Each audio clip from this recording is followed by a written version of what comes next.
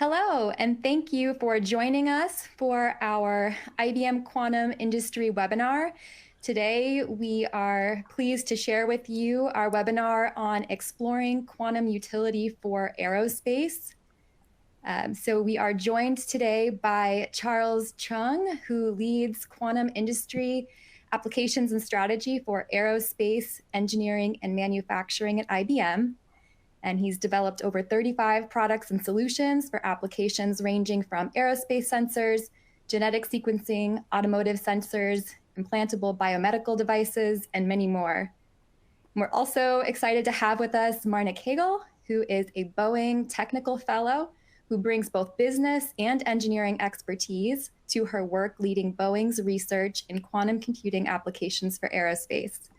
So thank you to our speakers for joining today. We'll just say a few notes about how things will go, and then I will pass it over to Chuck. So we are recording. So the replay will be shared with you all after today's session. So note that. And then we also have the opportunity to ask questions to our subject matter experts today. So you'll see that Q&A dialog box on your console. Feel free throughout the webinar to add your questions as they arise, and we'll take as many of them as we can at the end of today's webinar. So with that, let's begin. I will pass it over to Charles. Hi, everyone. So my name is Chuck Chung. Thanks for attending our talk today. So I'll be talking about quantum computing for aerospace. Let me start off by talking about a little bit about what we see going on. Oh, here we go. I'll push next here. Okay, good. So first of all, the aerospace industry is undergoing transformation right now, mostly due to all sorts of opportunities. So on the left here, you see the demand for traditional aerospace products, and you can see it's hitting, this is a 20-year time frame. You can see that it's hitting a historical high. But in addition to demand for traditional products, we see all these new opportunities coming on.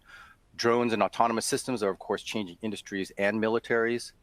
In hypersonic flight, the DoD has identified hypersonics as their #1 technology priority. And the emerging space economy is already $750 billion in size and growing. Now, in addition to these opportunities, the aerospace industry also faces significant challenges. One of them, for example, is this escalating cost and time. The chart that you see on the left is a chart of development time for military aircraft as a function of over the years. You can see that there are now a number of platforms that have had development times on the order of 20 years or more. In addition to that, the aerospace industry is facing pressures to decarbonize. With the increased performance of traditional aircraft, we see also increasing product and manufacturing complexity. And finally, the supply chains are becoming geopoliticized, which makes their setup and management much more difficult. Now, in addition to these trends in aerospace, there are also trends going on in computation. On the left here, you see, on the one hand, AI is transforming industries. The chart you see is from Stanford's AI Index report from 2025. The human baseline is this dotted line, and you can see all these AI models are meeting and exceeding the human baseline.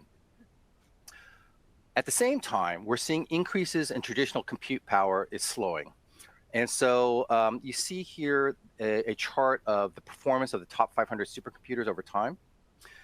Let's focus on the green line. The green line is the performance, or the aggregate performance of all 500 supercomputers on the top 500 list. And right here in 2013, you see this funny change in the slope of this curve. Before 2013, this curve was increasing at a rate of over 350 times per decade. And after 2013, what we see is that this rate of increase is less than 30x per decade. And so this is a huge drop. And so what happened in 2013? Well, that was the year where the FinFET was introduced. And what this means is that traditional geometric scaling of planar 2D transistors was no longer working. And the industry needed to go to the FinFET. The FinFET is a more difficult design and a more difficult to manufacture device because it is more 3D in its nature than the traditional FET. Incidentally, the FinFET is running out of steam. And we expect the next semiconductor node or two to switch again to something called the GAA FET, or the gate all-around FET. and we may yet see another change or shift in the slope of this curve. I see in the comment section that somebody's saying there's no sound. Can I confirm that people can hear me?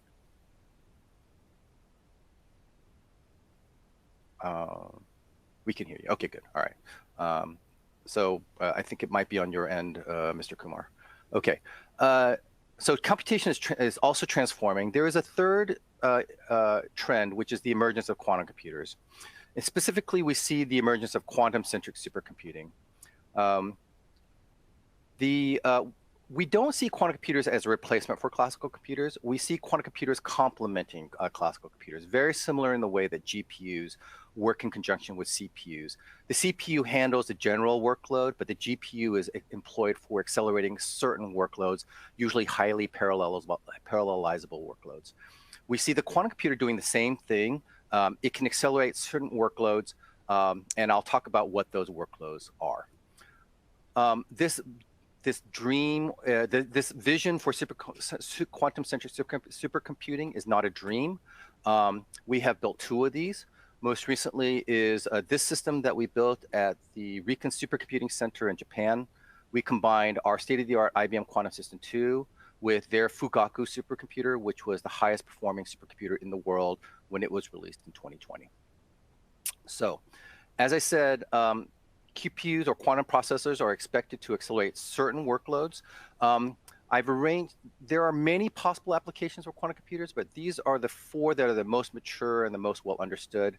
And I've arranged them in chronological order. The most recent is chemical and material simulation. And then we see optimization and search, and the machine learning, and finally solving partial differential equations like computational fluid dynamics in the longer term. So I'll talk about CFD, and I'll talk about chemical and material simulation in this talk. Let me start with CFD. When I listed those challenges that the aerospace industry is facing, there are multiple ways to apply quantum algorithms to each of those problems. And let me focus on this escalating development and cost. In developing new products, there's a pipeline. If you're really ambitious, you'll start with a new advanced material. Most people do not start there. Most people start with a new design. Once you have a design, you need a way to manufacture it. And then once you have the first articles coming out, they undergo qualification testing. If they pass, you can go to full manufacturing and product release. Now, this pipeline is not accurate. It's actually not very linear. It's actually quite cyclical. The problem is that when you get to qualification, you fail many times. And what that means, you have to go back and update the material or the design or the manufacturing process to address it. The problem is that you go through this cycle many times, and each iteration takes months to years to go through. Now, in these escalating development times, what we find is that the development time is often dominated by decisions made early on in the first iteration, exactly when there is the least amount of information. You can think of qualification as a learning step. We learn a lot about our design and our manufacturing process and qualification. And so what you'd really like to do is you'd like to be able to take the information learned at qualification and pass it leftwards so that it's available at these earlier design stages, particularly in the first iteration. So how can one do that? Well, a computation is a way to predict how something will perform at qualification. And there are many quantum algorithms that could help here. So what I've done is I've taken the 4 application areas along the vertical axis here, and I've listed under each of these steps in the qualification processes ways that quantum algorithms may be able to help. And so let me focus on this box, the computational fluid dynamics row in product design. I'll talk about turbulence simulation. So in computational engineering, typically the greatest workloads are solving partial differential equations like CFD, finite element, circuit simulation. In fact, the benchmark calculation in the top 500 supercomputers is essentially solving large sets of linear equations, which is one computational way of solving these kinds of equations. Now, the opportunity that quantum computers provide is this. In this chart on the right, the y-axis is the number of computational steps, and the x-axis is just size of your simulation. Classical CFD and finite element solvers have a scaling like this gray line. And it's polynomial. It can be cubic in the worst case. It can be linear in the best case. In either way, on this log-log plot, cubic, linear, quadratic are all straight diagonal lines. And one way to interpret this line is that there is a strong correlation between the size of the simulation and the runtime of the simulation. I mean, this is an assumption we all take when we do these kinds of simulations. There is a quantum algorithm called the HHL algorithm. Now it's a family of algorithms that has a very different scaling. It has a logarithmic scaling. And this difference is a literal exponential decrease in the number of computational steps. We're going from polynomial scaling to logarithmic scaling. And one way to interpret this quantum scaling line is that there's a quantum algorithm that can effectively decouple runtime from the size of the simulation. So in other words, the time it takes, for example, to run a trillion element simulation is not that much more than it takes to run, say, 1,000 element simulation. And this is kind of unheard of in doing CFD or finite element simulations. What this opens the door to is very, very high resolution simulations, because you're no longer constrained by the, say, for example, the number of elements in your simulation. And so, and this is exactly the kind of thing you need to accurately simulate turbulence. So in this remarkable paper from Pacific Northwest National Labs, they took this and they applied it to Navier-Stokes equations, and they found that accurate simulation of turbulence is possible. However, there are a couple of constraints that they identified in their method. One is, first of all, it can be applied to arbitrary Reynolds numbers, which is great, but it has to be applied at low speeds, much less than Mach 1, like 10% of Mach 1, 30% of Mach 1, something like that. And it can only be applied in weakly compressible regimes. But there are many applications that follow these constraints. For example, aircraft takeoff and landing, it can be the turbulence that is experienced here can be accurately simulated with a quantum computer. This is typically one of the most dangerous operational windows for aircraft. In addition to aircraft, you can think of using this to simulate turbulence for aircraft or for watercraft. The Navy will probably be quite interested in this. Automobiles travel much less than Mach 1, so you could model the turbulence around an automobile. The turbulence in cardiovascular simulations, we find that turbulence in the blood flow is often a place where lesions occur in the cardiovascular system, and climate modeling is yet another example. So this is the opportunity, a possible accurate simulation of turbulence. Now, there are a number of constraints here, or a number of challenges here, which is one of the reasons why we have assigned solving these kinds of problems as longer term on the quantum computer. And first of all, there's an input and output problem. And one of the reasons why we list the other three application areas as nearer term is because the input and output problem has been solved for many problems. In addition to that, DARPA found this paper interesting. They gave L3Harris a grant to do a resource analysis to see what kind of quantum computer would be needed to do a turbulence simulation. They look at a simple system. They look at a sphere and a flow. They want to output or calculate its drag coefficient, and the results are in the bottom here. The x-axis is the number of qubits that are required, and you can see that we're going to need like 100,000 qubits. And the number of T-gates, the y-axis is an odd metric. It's the number of T-gates or 2-qubit gates multiplied by the number of logical qubits. So you can take this number and divide by 10 to the 5. You can see we're going to need like 10 to the 28 divided by 10 to the 5, so 10 to the 23 2-qubit gates. This is a really, really large advanced quantum computer. To give you a sense of scale, in 2033, we're predicting a 2,000 qubit machine that can do 10 to the 9 2-qubit gates. So quite a bit of ways from doing even this simple simulation. However, in their paper, they state these resource estimates should be regarded as very weak upper bounds. And what they mean by this is that what we see in history with these sort of resource estimates is they are oftentimes need to be updated with new algorithms that reduce the requirements by orders of magnitude. So if you look at this application space, the space is defined by the number of qubits on the y-axis and the number of gates on the x-axis. And we are here where this white dot is. We can do like hundreds of qubits and about thousands of gates. And you can see these application spaces. So spin models are here. Chemistry and materials is this yellow and brown area.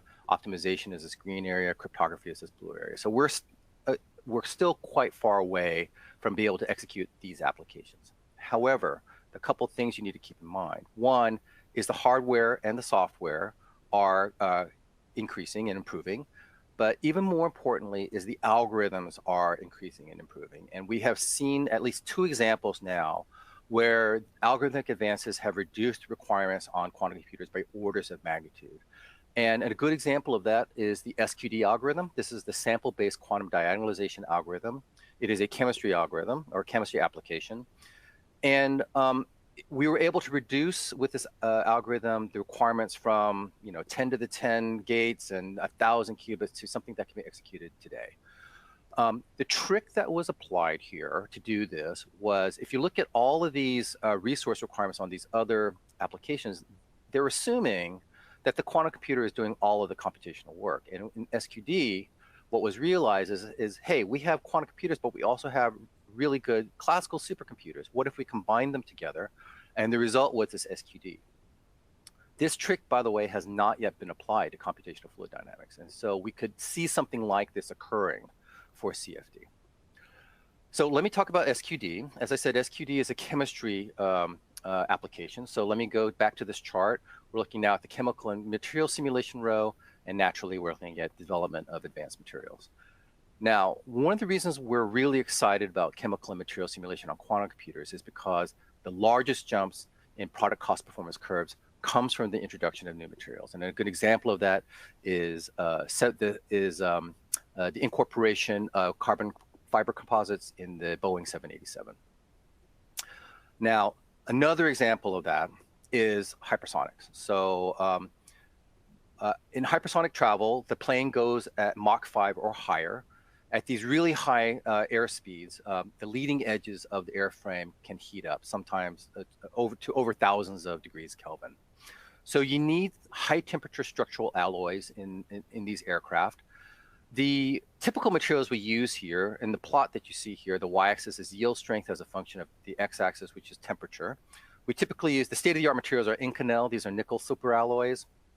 And you can see that they're pretty strong until about 600, 700 degrees C, where they soften and lose their strength. The highest temperature structural alloys known come from a class of materials called high entropy alloys. This is the highest performing one. You can see that it's made of molybdenum, niobium, tantalum, vanadium, tungsten. And this is very typical of high entropy alloys. High entropy alloys are defined as being alloys with 5 or more principal elements. Traditional alloys like Inconel have 1 or 2 principal elements. Like Inconel has 1 nickel. So, and this material has a remarkable yield strength. It's over 700 pascals at 1200 degrees C. So you can see it's much stronger than any other known structural alloy. Okay, but there are a couple of challenges here. The first is that the high entropy alloy material space is enormous. There are 80 stable elements in the periodic table. You pick any 5. Right there, you have 2 billion combinations. And that's assuming you have equal proportions. If you start to vary their proportions, then you're talking easily 2 trillion possible materials. And so there's no way you're going to explore the high entropy alloy space empirically. You must have some computational method, but classical computers are not good with these kinds of materials.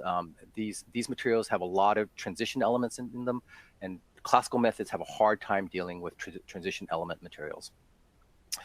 The other problem, or another problem, I should say, is that we already have discovered this material, and this is already quite interesting. And we could go ahead and commercialize this material. However, this material is not stable in oxygen. In other words, it readily combines with oxygen. It changes its chemical composition, which also changes its alloys, its structural properties. And so this is a general problem with material development.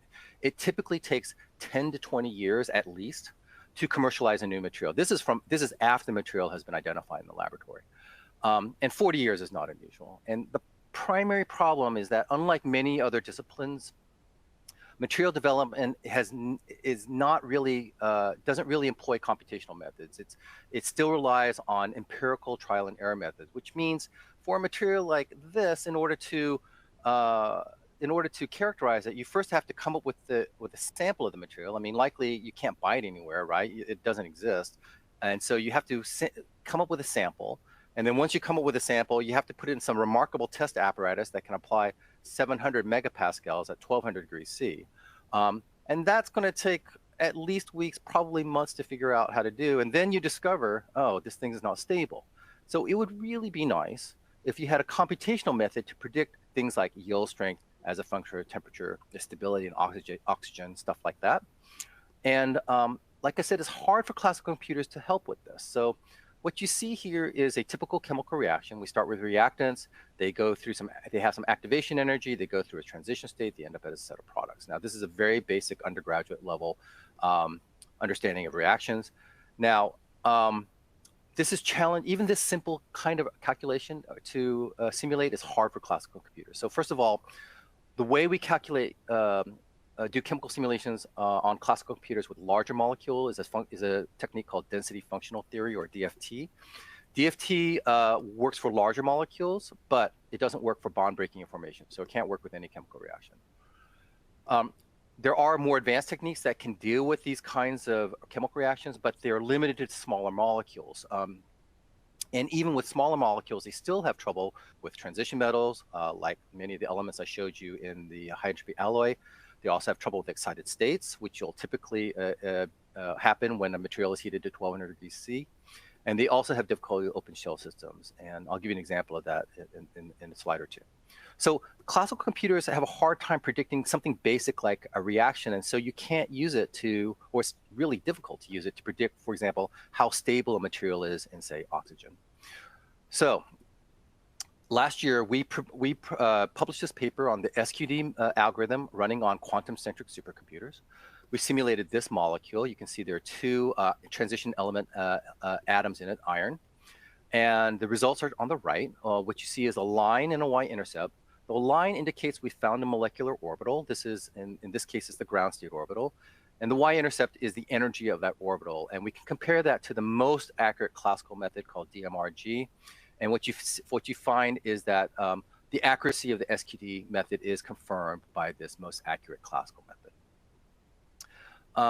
We've since applied SQD to a number of other systems, one of which is work we did with Lockheed Martin. We looked at the methylene or CH2 system. This is an open shell molecule, so this is hard for classical systems to simulate. And CH2, as you pull one of the hydrogens off, undergoes a phase change. In the equilibrium position, the ground state is a triplet state and the singlet state is the excited state. But as you pull one of these hydrogens off, there's a phase transition and the singlet state becomes the ground state and the triplet state becomes the excited state. So if you look at our results down in the bottom here, the x-axis is bond length between the carbon and hydrogen. So as we start to pull off one of those hydrogens, you can look at the SQD line, this is the brown line. The dot icons indicate the triplet state, and the spiky icon indicates the triplet state. And you can see right here, there's a crossover between the two states. And SQD is correctly capturing this phase transition that's going on in the methylene molecule without any particular knowledge about this system. To me, this is remarkable. And so you can imagine using SQD, a more advanced version of it, for example, to explore the HEA space and to predict ahead of time which ones will be stable, as well as a whole suite of other properties that could be done. And you can imagine doing this exploration computationally and then reserving the empirical work or the experimental work for confirming what you find in your computations. And thus, it is possible to imagine a 1 to 2 decade development time being reduced to, say, 1 to 2 years, maybe. So we at IBM, our mission is to bring useful quantum computing to the world. In the next couple of years is what we see. This year, we wanted to demonstrate a quantum-centric supercomputer. That's been done. Next year, we plan to use QCSC to demonstrate quantum advantage. Now, this is important because what quantum advantage means is that there is some quantum computation that on a commercially useful calculation that will provide some kind of advantage. Maybe it's accuracy, maybe it's speed, maybe it's cost, maybe it's all three. But we expect to be able to demonstrate this next year, probably in chemical simulation. Next year, we plan to, and the year after that, we plan to demonstrate a viable path to an error-corrected quantum computer and then demonstrate the first error-corrected quantum computer. And this is important, and I'll show you that in the next slide. So this is our roadmap. This is, you can find a version of this on our website. I encourage you to go and check out our website. There's a lot of information here, so let me orient you a little bit. This bottom layer, the black layer, is, you can think of this as hardware layer. This blue layer you can think of as the middleware layer that allows us to orchestrate workloads between a quantum computer and a classical supercomputer. This purple layer is tools to develop new quantum algorithms, and this pink layer is an applications layer where we use all the stuff underneath it in order to develop and execute new applications. So we're here in 2025. We have the Heron chip up and running. Later this year, we expect to introduce the Nighthawk chip, and the main improvement will be that we increase the interconnect density between qubits.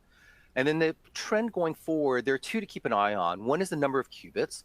We expect the Nighthawk will have 120 qubits, and then next year we'll combine 3 of them to make a quantum computer that has 360 qubits, and the year after that we'll combine 9 of them to create a quantum computer with 1,000 qubits. And this 100 to 1,000 qubit space is kind of a sweet spot where a lot of applications, a lot of interesting applications can be executed. The other trend to keep your eye on is this number in parentheses. This is the number of 2 qubit gates that we can execute. We can currently do 5,000. That's the most in the world. We plan to increase this to 15,000 by 2028. And then in 2029, you see a little quantum jump here from 15,000 gates to 100 million gates. And this is the reason why quantum error correction is so important. What's happening here is we're going to be able to, on the fly, in real time, detect errors as they occur and correct them, which allows us to greatly increase the number of 2 qubit gates that can be executed. And what we expect this to mean for the application space is a sudden widening of the application space. Starling will have 200 logical qubits, and then in 2033 we expect the Blue Jay machine, which will have 2,000 qubits and execute 1 billion gates. Okay, so to give you a sense of what Starling may offer, you can think of it in terms of what kind of classical computer it takes to simulate a quantum computer. And for a 30 qubit quantum computer, my laptop can simulate that, but this grows quickly. For 48 qubits, you need a supercomputer to simulate that. For 60 qubits, you need all the computers in the world, like supercomputers, laptops, data centers, everything working together to simulate. And so you can start to imagine at 200 qubits, the kind of power that is going to be available, again, on certain applications with our error-corrected quantum computer called Starling. Okay. So I've given you a lot of information. Let me summarize in a couple of recommended actions. The first is establish a strategic plan around this technology. You can see it has the potential to be transformative. Any strategic plan needs to take into account a couple of things. One is the arrival in 2029 of a fault-tolerant quantum computer. The second is the worldwide talent shortage. Right now, for every 3 job openings in quantum computing, there's 1 qualified candidate.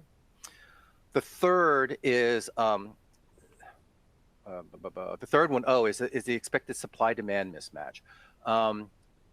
We expect that once the first compelling applications are running on quantum computers, maybe as soon as next year with advantage, that there will be a sudden increase in demand on quantum computers.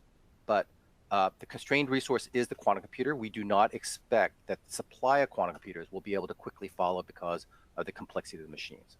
So you need to take those things into account in your strategic plan. The second piece of advice is evaluate your critical quantum use cases through proofs of concept. So a couple of elements here. The first is your critical quantum use cases. Most organizations come to us and they have no idea what their use cases are. But you need to identify them because it will give you 2 pieces of information that are important. One is it will allow you to estimate the magnitude of the impact that quantum computing may have on your organization. And the second, it'll give you a sense of the timing. For example, if one of your use cases is chemical simulation, your time pressure may be a year or 2. The second is we're all technologists here. We know the devil is in the details. And by developing a proof of concept, you can discover your unknown unknowns. And the third piece of advice is you can use this to address the talent shortage. Because of the talent shortage, we don't think most organizations are going to be able to hire their team. A more reliable way is to upskill your organization on quantum computing. And identifying use cases and developing a proof of concept is an ideal vehicle for upskilling your team. And this is something that we do as a service with organizations. The third piece of advice is join a quantum ecosystem. Nobody can do this alone. What we're talking about is constructing an entirely new compute paradigm. By joining a quantum ecosystem, you get a couple of things. One is you get access to quantum computers. Two, you get access to a quantum software development platform. And third, you get access to knowledge and expertise on not just quantum computing, but also applications. Our last piece of advice is start today. And one reason why is because the learning curve is extremely steep. Organizations working with us typically need about 4 years to go from not knowing very much to developing their own applications. 4 years means that if you start in 2025, you can intercept error correction or a fault-tolerant quantum computer in 2029. Another reason is that you should know that intellectual property is being secured today. Out of 3,000 areas of possible patent activity, quantum computing is in the top 5. And the last is, you can see that industry-leading aerospace organizations are developing quantum capabilities today. And this is a good segue for me to introduce to you Marna Kegel, Boeing Technical Fellow. Well, hello, everyone. Marna Kegel here from Boeing. We have been working in quantum computing for a number of years now. And today I'm going to share some insights and some examples of our work. They are focused on aerospace, but a lot of these things apply to anyone in any industry. So our philosophy has been to understand what is possible to solve using quantum computers today, what will be possible in the future, and then how far out is that future that we're talking about, or how will that all unfold, which of course we don't exactly know, but we'd like to get a better sense about that. So every problem that we're looking at is a hybrid quantum classical approach, you could call it, because from a high level, we're identifying which piece of a computation can benefit from quantum computing, and then we form a workflow around that. So you're not necessarily solving an entire problem and switching that out for quantum computing. There's always a mix, and there's certain parts of a problem that really lend themselves to being solved with quantum computers. On the other hand, though, you don't just want to think about swapping in quantum computing. You want to rethink what are the opportunities using this new capability for solving my problem as a whole. Maybe it's a little different approach. So you want to keep that bigger picture in mind. Let's take a moment to talk about what kinds of problems to solve with quantum computing. We heard about a number of them already, but this layout is a little different view of that. This is from some work that we did with DARPA's quantum benchmarking program. There's a lot of reports out from that if you're interested in finding out more what that was about. But this image is a way of laying out a rich variety of areas of interest for us and others in quantum computing and where we see potential. So it's really useful to parse out your computational challenges as a whole into categories. That can help you see where you want to start. That can help you see where you have some overlap with the capabilities of quantum computing. So we found that to be really helpful. You'll see so far the majority of, let's see if I can click, there we go. The majority of what we have done is where these stars are. So a lot of work in chemistry, in materials, and optimization. The thing I think is so exciting about this image, though, is that there is so much potential. You can see just a start. There's a lot of things that aren't listed here. So there's a huge amount of potential where we think quantum computing can be really helpful to aerospace and to others. In fact, I would suspect that everyone here on the call could relate to at least one of these areas where they have computational problems that they're working on. Today, though, I'm going to focus on our work in quantum chemistry, more specifically. There's just a tremendous need to address chemical calculations that are difficult today, because they do tend to have a really high value if we can improve our solutions. Sometimes we have to use physical testing to, in addition to our classical computations. So in this area, there's a lot of promise, and it's a great space to work on. So you'll see that we have a couple examples to share today in this area. Okay, so if we want to dive into a research project, how do we do that? At the top is a nice target for a research project flow. But as we know, research is not so linear like this. We have found that a lot of time is spent on the problem selection up front, so that forward piece, and deciding what it is that you want to focus on within a particular problem. Which aspect of that problem are you going to hone in on because you think it's a good fit? And then, let's see if I can get my extra pieces added in here. There we go. At the other end, so we worked through our problem, we've made our selection, we spent our time, we worked through it, and then at the other end, we need to validate our solution. So that's the part that gets to be challenging. As we push on classical limits, we really have to think about how we are going to validate our solutions, and that is very important in the aerospace industry. So two things to think about when you're formulating your problem: being systematic, really spending that time up front, and then also ensuring that you are thinking about validation from the very start as you're setting out.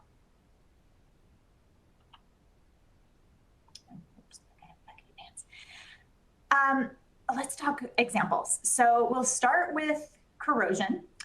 Ultimately, we'd like to evaluate a large material cell like what you're seeing here, with many water molecules, getting as close to a real world sample as we can. We want to understand we can't do that today with the largest scale that we would like to with classical tools. So we'd like to understand, what could quantum computing do to help us, and what kind of quantum computing resources will it take to solve something like that at scale? Now, some of you might be familiar with corrosion, but the driver behind this interest in this topic is the significant expense of corrosion effects, whether that's treating corrosion effects after the fact, after they've happened, or if that's trying to prevent corrosion in the first place. It's a big deal in the aerospace industry and in many, many other industries. So there's a lot of potential if we can improve today's solutions. Overall, the advances would have a big impact. So that's something that we have been working towards. And so we'll go back to our project layout here, and we can see that we start with defining our material. What material are we going to look at? Our cell size, looking at the reactions that are involved. Which reaction are we going to look at? Which part of that reaction? What are we trying to calculate here? And how can quantum computing fit in with that? We also want to look at what kind of problem, what is the largest problem, the most complete problem we can solve with today's computing resources, quantum computing resources, and what would it take if we wanted to solve that whole problem? If we wanted to look at the full scale size that we wanted to solve, what kind of resources, what would it take? So two different aspects of looking at this same area. We've done quite a bit of work in this space, and so we were able to look at what kind of quantum computing resources would be required to solve that whole problem. And of course, there are other advances that would be made in the future that would change that. But given some assumptions about what we have available to us today, what algorithms we can use, what would it take to solve that, which is, of course, more than we have available to us today. But it does give us a sense of where we are on that journey towards being able to solve something in a new way, in a better way than we can today. Our next example is in the area of photochemistry. So it turns out that UV light can impact the coatings on composite materials. And airplanes have some of these coatings on the composite materials, and they spend a lot of time in UV light from the sun in their 30+ year lifespan. So this was a problem we wanted to take a deeper look at. We currently understand the process but we do that using some lab testing and some classical modeling. What we'd like to do is get a more precise solution from computation and maybe supplement with lab testing, or not use that as such a big emphasis. We would like to increase our precision in this area. So we have the question, can quantum computing help us with that understanding? So back to our workflow here. Let's see, okay, I think I've added that in. We have our initial choices to be made. So in this case, it was a little bit different than the last one. We know the materials here, but we're looking at how we can solve the most complex version of this problem using today's resources. That was our emphasis here. So we know the problem we want to look at. What can we do with what we have? And there are some tools available to us. So you heard Chuck talk about some of those. So basically, given what we have, how can we use today's resources? And some of that comes down to what algorithms can we use? How can we look at the active space that we're selecting from to make the best choices about where we're actually focusing our attention on what's happening with the reactions? And also, we used another tool, entanglement forging, so that we could make the most of what we have and see how far we could push our work towards getting that complete solution for the system at scale. And so here you have some of the results. I think the thing to focus on is these bars at the bottom, where you see the complexity of the problem increasing as we increased the number of orbitals that were included in the problem. And you'll see that we have this quantum SQD workflow, which you heard us talk about, the quantum workflow, including some quantum and classical steps. And then we have our validation workflow that we did, and comparing the two together. So looking at what we can do with classical resources that we have today and how that compares to a quantum workflow. So you can kind of see here at this 51 orbital, as we're increasing our complexity, which is fantastic, we get to a point where they're about the same amount of time just for the validation of what we're able to do with our quantum workflow. So to me, that says we're doing some pretty complicated work here. We're really pushing on these limits. And we do see promise that quantum computing will be able to help us with this problem as we move forward toward that more complete cell that you see on the right, and getting into that area of 100 plus orbitals, which we have not done at this stage. But we're really excited about the potential here and where this might be able to take us. That's all the examples that I had for you today. So I will turn it back over to Jen. Thank you, Marna. So I just wanted to call your attention to a few resources that are available to you before we open for questions here. Some of these resources are located on your webinar dashboard that you can click into and go check out. You are able to get started today on IBM Quantum Platform with 10 free minutes a month with the open plan.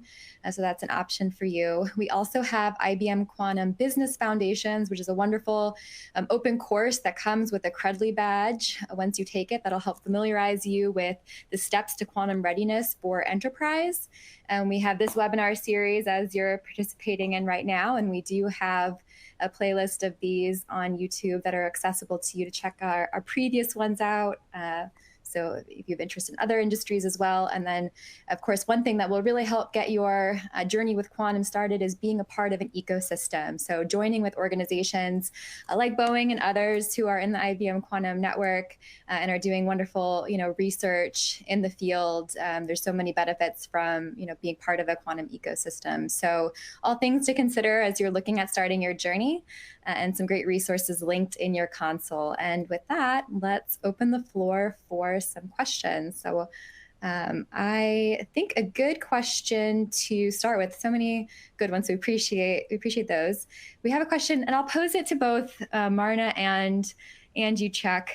What are the main technical challenges you face when trying to integrate quantum technologies into existing aerospace systems?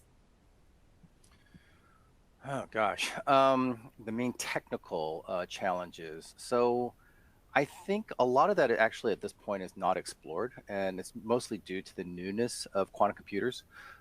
So as far as I'm aware, there's not a lot of integration with other technical systems in aerospace. Marna, maybe you're more aware of work in this area. Um, I would say our primary challenges, some of our challenges, really the larger challenges are not technical, but I guess programmatic. What we find is many organizations have not really thought very much about quantum computing. And so as a result, they have no idea like where they want to apply it, how they want to apply it, things like this. And so even getting to the technical question we're finding right now is a challenge. Yeah, I would just add, I agree with Chuck. A lot of these things are just starting to come to the forefront now. We are very much in a research phase in the work that we're doing. So a lot of things are not at the point of being integrated into work, but we are certainly thinking about what that will take. I did mention validation being very important, and that is an area that we are thinking about quite a bit as we are getting to this point where there may be problems that can exceed the capabilities of what we can do with our current classical solutions. How will we go about validating our solutions? How, especially in aerospace, that's very important. How will we know that we can trust our solutions? So that is something we are thinking about quite a bit. And then also another thing I would suggest thinking about is the integration with your existing planning for computing systems and compute support at your company. So what will that look like a few years from now? How will you take advantage of and access quantum computing resources as part of your organization's IT plans? How does this fit in? So I think integrating and starting to have those conversations with your either IT or computing focals would be very important.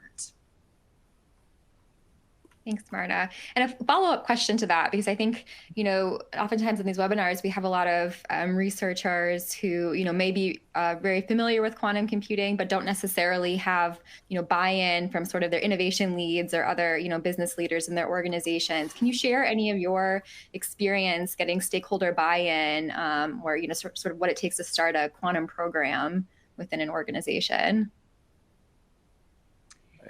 Yeah, I think that I shared that image of from the quantum benchmarking program of some of the different areas that we are looking at. And so I think in line with that, thinking about where are your computational challenges today? Everyone has computational challenges. Where are those bottlenecks? Where are those things that you wish that you could do better? There's value if you could do something differently. So identifying those areas is a great place to start, and it gives you a great way to communicate how quantum computing could potentially help you. So it may not solve all of those issues, but the next step would be to look at which of those areas could quantum computing help with, and then having some sense of, well, if quantum computing could help us with these areas, then we could get this value if we could improve in those places. So that's a really great way to get started and have something concrete to communicate to others and other decision makers about why you should get started or how you should get started or what the expected improvements could be if you do get started.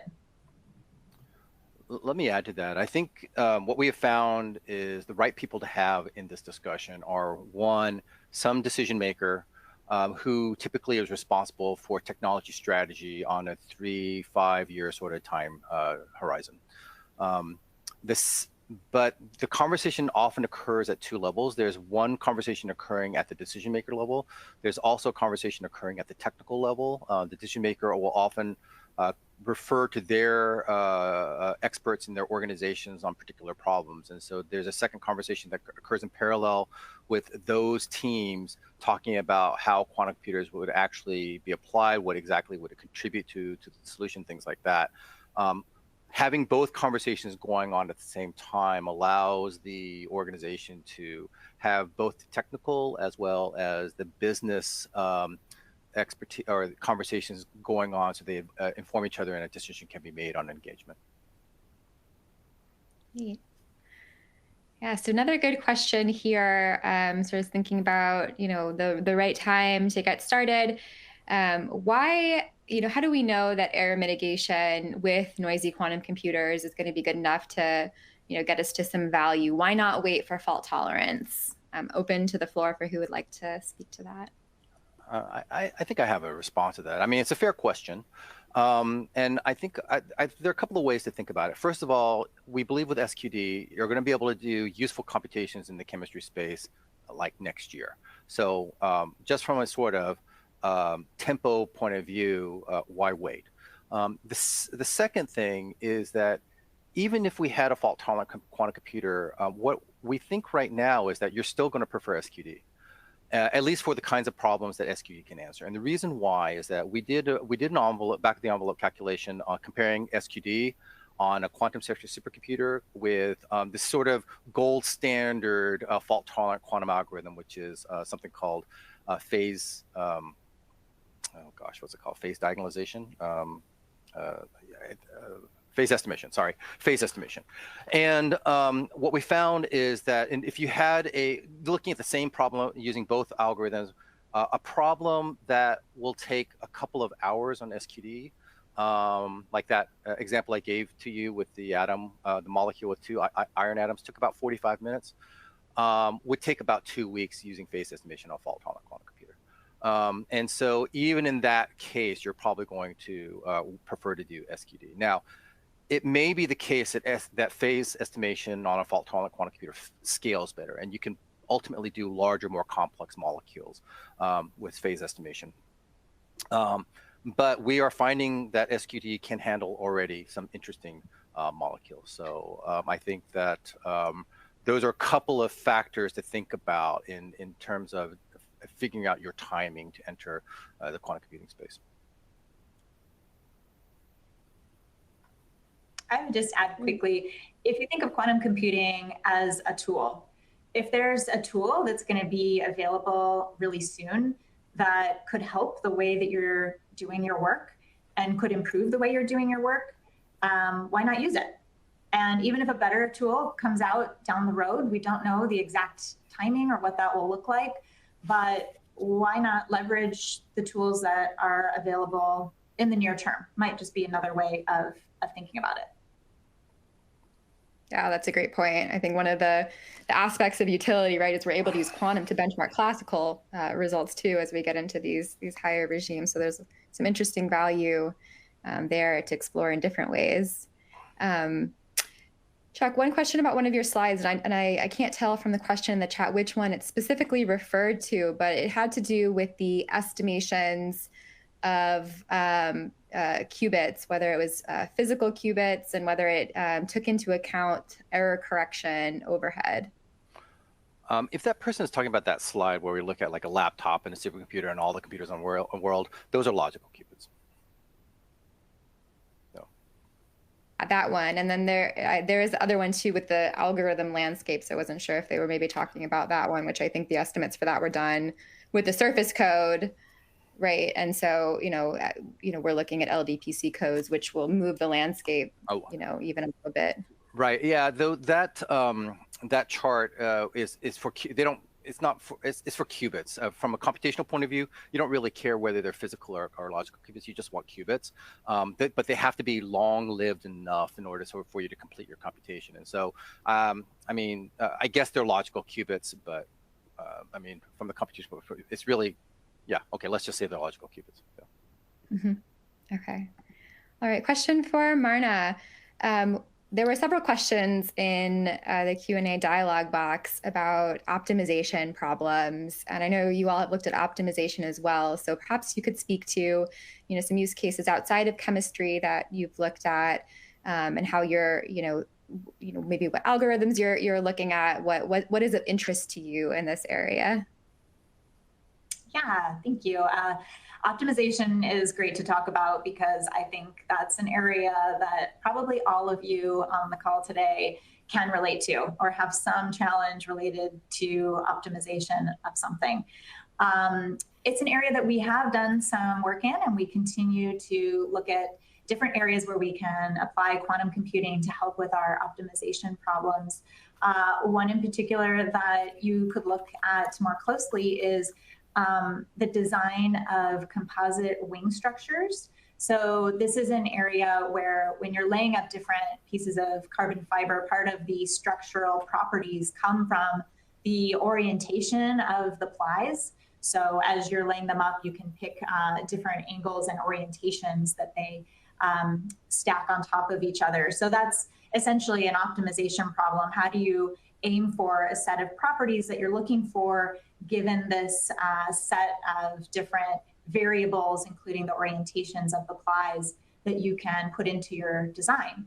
So that's an area where we actually did some work with IBM, looking at how we could use quantum computing to help that process. And for those who'd like to find out more, there is a case study that is on the IBM website that talks about that in a lot more detail. And I think it also has a link to the paper that was published about that work. But it is an area where we continue to see a lot of promise. So if that is something you're interested in, it would be good to explore your own optimization problems and see which ones might be a good fit with quantum computing.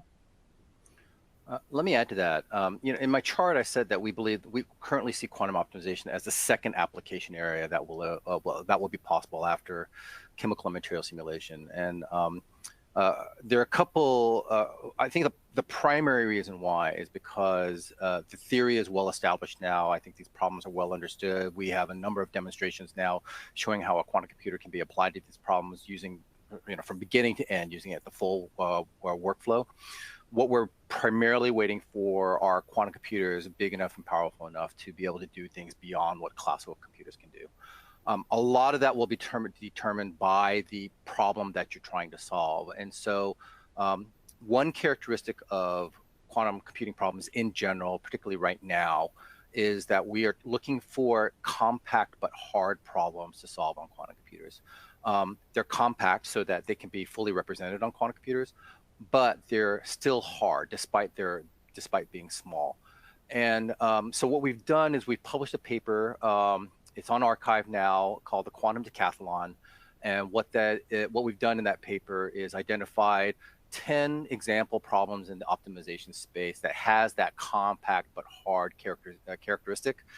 And we believe that those are good candidates to solve on a quantum computer in the near term. And so, I would put a link to this paper in the chat, but I don't know quite how to do that. So I'll mess around with the chat and see if I can post it for everybody. Yes, I think there's an option to directly respond to people. So if you want to find that question, I can also link that and the multi-objective optimization paper as well as another good one to look at. Yeah, for the question about how many variables can we consider and mm-hmm.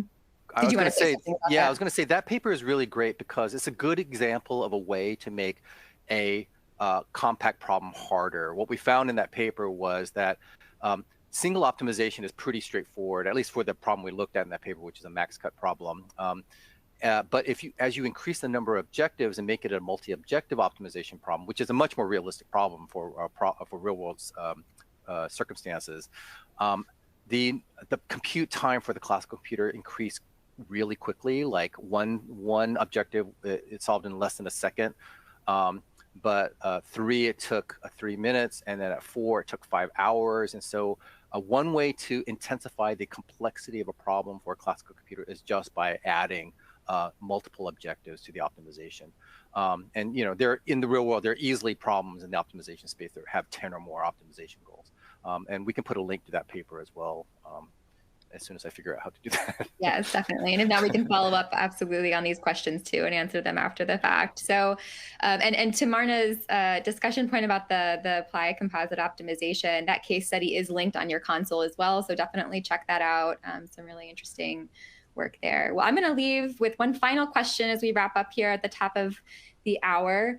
Maybe both you, Chuck and Marna, can speak to this. In your mind, in 4 years, where will the quantum computing stand in the world? So what is your vision for quantum computing in the next 4 years? Where do you think we'll be? In 4 years, well, I mean, our roadmap is pretty clear on this question. I mean, our goal in 4 years is to demonstrate a fault-tolerant quantum computer with 200 qubits and can execute 100 million 2-qubit gates. I mean, that's our goal. And so I think what that means is, like I said earlier, it means a sudden widening of the application space. What has not really been explored at this point is the combination of a fault-tolerant algorithm with a high-performance supercomputer. And we saw great results with not fault-tolerant quantum computers, and so I can imagine only more amazing results are possible when you do the same kind of thing with a fault-tolerant quantum computer. And I would just add that from our perspective, it means that we would be able to solve problems at a large scale, which is what we've been aiming for. How do we find this utility at a scale that really changes maybe the way we design our products, the way we investigate materials that we might potentially use, the way we optimize our processes. And so it really opens up an exciting area with unknown potential. So we're really excited for that time frame of looking at all the roadmaps are showing that there's going to be quite a bit of scaling up in these next few years. So we're really excited to be on that journey and see what that might change about the way that we do things. Thank you both for sharing your insights, and thank you all for attending our industry webinar on aerospace. When this event closes, there will be a survey that pops up. We ask that you please fill it out, give your input, which we do use to plan our future events, and so we take your feedback very seriously, so please do leave that. And there's also an opportunity to reach out if you want to connect with an IBM Quantum team member and learn more about what quantum can do for your enterprise. So thank you all for joining, and we will see you on the next one.